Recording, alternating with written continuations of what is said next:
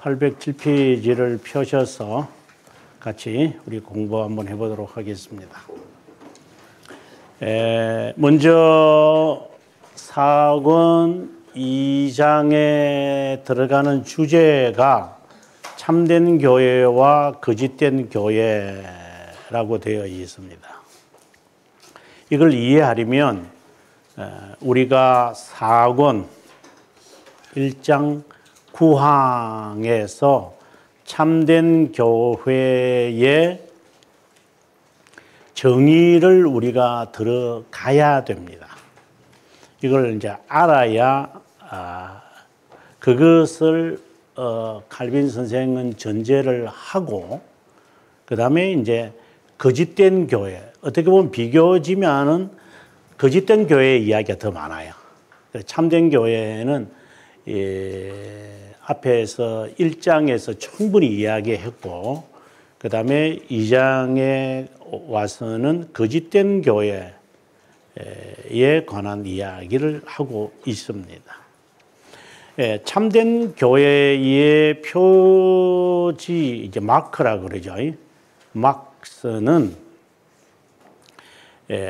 칼빈 선생은 이제 순전한 복음 선포 이렇게 먼저 첫 번째로 이야기를 하고 두 번째는 성례의 집행에 관한 이야기를 합니다.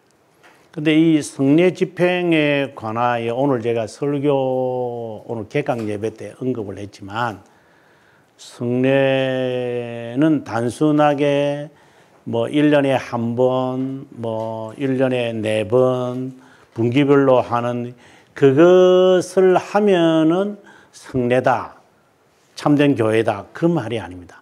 성례의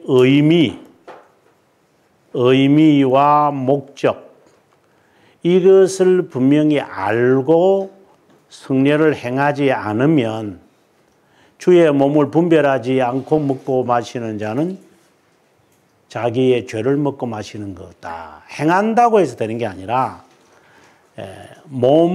주님의 몸을 분별해야 되는 것처럼 주님의 몸이라고 해서 몸을 이리 말하는 건 아니죠. 주님에 대하여 주님의 구속사역에 관하여 알고 이 성례에 임하지 않으면 저주가 임하는 거고 그리고 하이델베르크에서는 뭐라고까지 말하느냐 하면은 만약에 합당치 않은 자에게 성례를 베풀었을 때는 저주가 교회에 임한다라고 말했어요. 그래서 개혁 교회는 세례가 아니라 성찬을 주게 될 때에 자기 교인들 아니면은 안 줘요. 그 정도 아주 엄격해요. 왜? 저주가 임할 건데, 온 회중의 저주가 임하는데, 어떻게 목사가 마음대로, 여기 참석했다, 세례받았다, 그리 줄 수 있는가. 이렇게까지 할 정도죠. 제가 뭐 그렇게까지는 하지 않지만, 그 정도로 성례의 지킴이라는 것은 단순히 세리모니얼리로 이렇게 행하는 것으로 되어지는 게 아니에요. 그래서 성례가 참된 교회의 표지라고 말할 때는 의미와 목적을 분명히 알아야 돼요.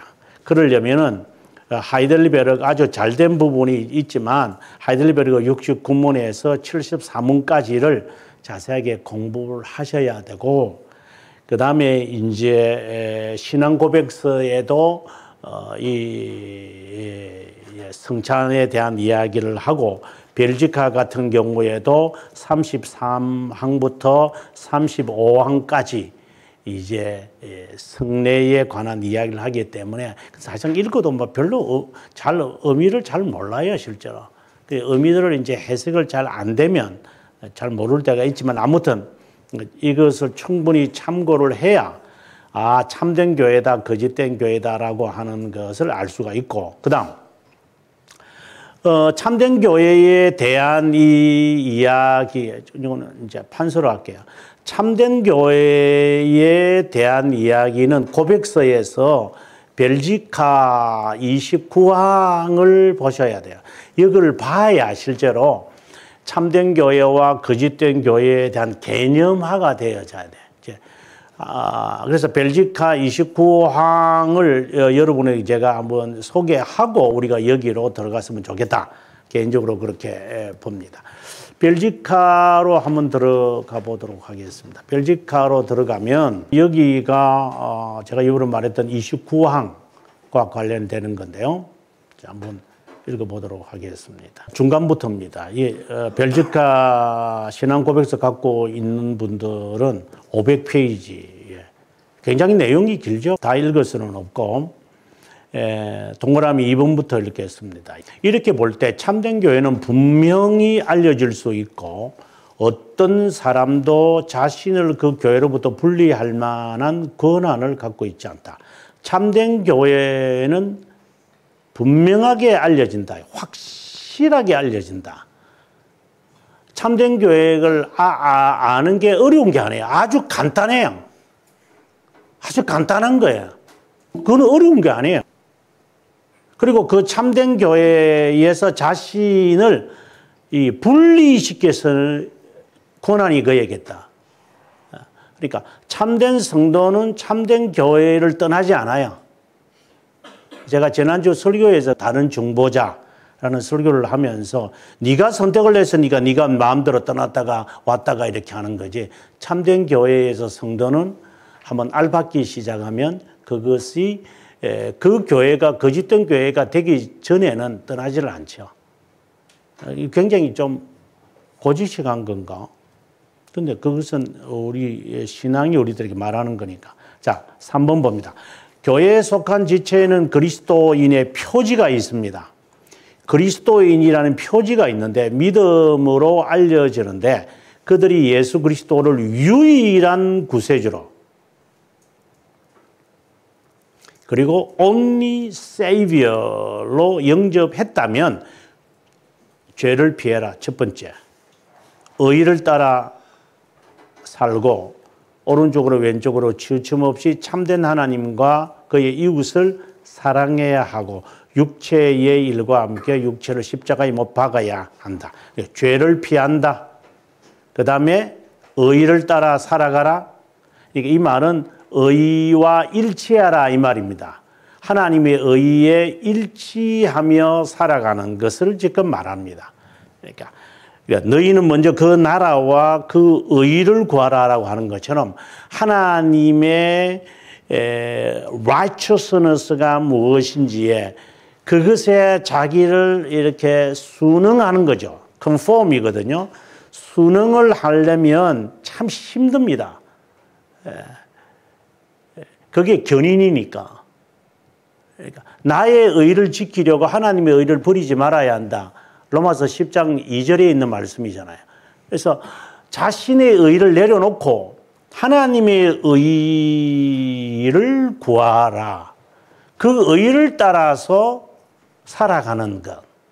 이게 참된 신자예요. 아주 간단한 거죠. 어려운 게 아닌데, 근데 굉장히 어려워요, 실제로. 이게. 그 다음에 그렇다고, 그 다음에 계속해서 봅니다. 그렇다고 자신들 안에 허약한 많은 것이 여전히 남아있지 않은 것처럼 해서는 안 됩니다. 이 두 교회는 어떻다고요? 쉽게 알려지고 쉽게 어떻게 돼요? distinguish다. 참된 교회와 거짓된 교회는 어렵지 않다. 아주 쉽게 딱 드러납니다. 뭐 어렵다고 생각을 하는데 그건 자기가 어려운 거예요. 자기가 어려운 거예요. 제 말은 자기가 어려운 거고 아주 쉬운 겁니다. 그래서 이 개념을 갖고 이제 우리가 들어갔으면 좋겠다고 생각이 듭니다. 자, 그러면 다시 우리가 본래 우리가 공부하는 1항으로 와서 한번 읽겠습니다. 거짓이 교회에 들어오면 교회는 존재할 수 없다. 거짓의 총체요. 거짓의 총체인 로마 가톨릭 교회는 아르미니안주의란 무엇이냐 이렇게 되게 간단하게 말할 때 로마 가톨릭인 개혁 교회 안에 있는 거다. 개혁 신앙을 가지고 있는 자들이라고 하면서 로마 카톨릭주의를 선호하는 사람들, 그게 저는 아르미니우스주의다 그렇게 말합니다. 굉장히 찾기 어렵습니다. 예. 오늘 제가 설교에도 있었지만 지난 2월 6일 한 달 전인데 에즈베리 켄타키에 있는 거기에서 대학생들이 끊임없이 기도했다. 이제 성령의 불이 이제 100년 만에 다시 임했다. 이러면서 지금 막 이 불이 이제는 한국에도 임하고 막 임하기를 좋겠다는데 그게 사탄의 불인지 성령이 임하게 하는 불인지 어떻게 그런 기도의 열정만 있으면 부흥인가요? 예. 아직까지 그 로이드 존조 목사님이 쓴 리바이벌이라고 하는 부흥이라고 하는 책을 아직 못 들은 것 같아요. 제가 번역을 했던 것 가운데 이단과 정통의 마지막 부분에서 해롤드 브라운이 하는 말입니다. 부흥주의가 부흥했느냐? 부흥주의가 부흥한 거냐? 아니면은 부흥이 부흥했느냐?